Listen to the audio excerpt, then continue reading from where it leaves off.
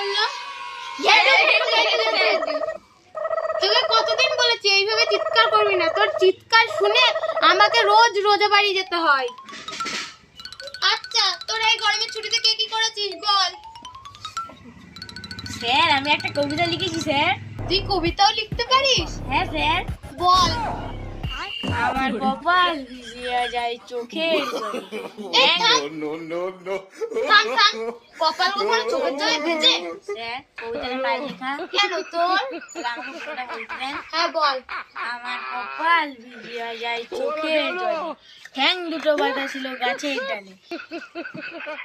এ আমার কবিতা রে। তুই থাম থাম বলছি। বেঞ্চের উপর দাঁড়া। Okay, let's go. বলেন স্যার, বলতো এই পৃথিবীতে সবচেয়ে সহজ কাজ কি? কেন স্যার? পরীক্ষায় ফেল করা। হ্যাঁ, তোরা তো পরীক্ষায় ফেল করবি। তোরা না পারিস ইংলিশ, না পারিস হিন্দি, না পারিস বাংলা, না পারিস অঙ্ক। আমি হিন্দি পারি স্যার। তুই হিন্দিও পারিস? হ্যাঁ। এই কালকে তুই বাজারে গিয়েছিলিস না? হ্যাঁ স্যার। তুই কি কি করেছিস সেটা হিন্দিতে বল তো। ঠিক আছে স্যার। স্যার বলছি তাহলে। হ্যাঁ বল। कल हमारा पिताजी का तबीयत बहुत खराब था। उनका बहुत पतला पायखाना हुआ था। सुबह में 7 থেকে 8 बार पायखाना।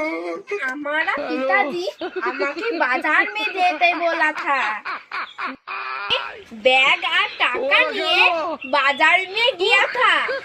पहले में एक सब्जी की मार्केट में गए 1 किलो आलू और 2 किलो प्याज लिया था। তারপর মাছ বাজার में গিয়ে 50 টাকার পুঁটি মাছ কিনা था।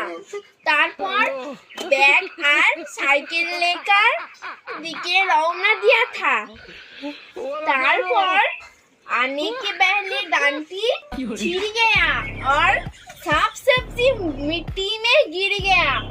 पीछे से एक टोटो ऐसे सब सब्जी टैपटा कर दिया था।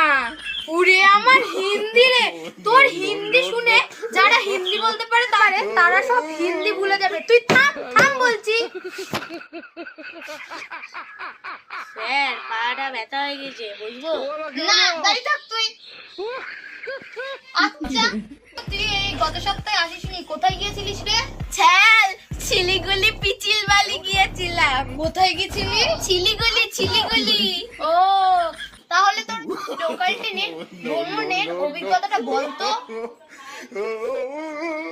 স্যার, প্রথমে টিকিট কাউন্টারে গেলাম, তারপর টিকিট কাউন্টারে গিয়ে লাইন দিলাম। অনেকে আজ থেকে ঠেলাঠেলি করে টিকিট নেওয়ার চেষ্টা। যাও বা টিকিট নিয়ে গেলাম প্ল্যাটফর্মে, গিয়ে দেখছি সবাই ফ্যানের তলায় বসে। তারপর তো লোকেরা আছেই। ট্রেন আসার এখনো খবর হয়নি, আগের থেকে উকি মেরে দেখছে ট্রেন আসছে কিনা। ট্রেন এলো, গুতুগুতি করে ধাক্কা মেরে উঠলাম। তারপরে প্যাসেঞ্জারের মধ্যে ঝগড়া লেগে গেল। উঠলাম, তারপরে আবার অফিস টাইম হলে জায়গার অসুবিধা। সব অফিস বাবুরা তো বসেই আছে, তাস খেলতে খেলতে যাবে। ফেরিওয়ালা একের পর এক ডাকে, বাদাম নেবে নাকি? বাদাম 50 টাকা 250 বাদাম। তারপর বলে পেয়ারা নেবে? পেয়ারা দুটো নয়, 4টে নয়, 8টা 50 টাকা।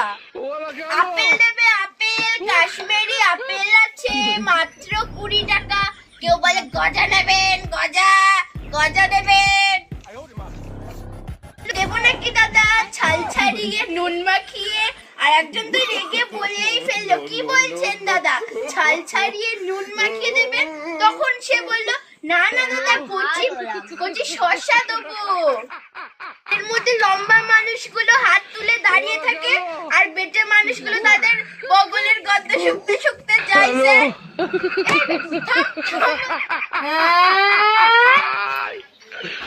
ওরা কেন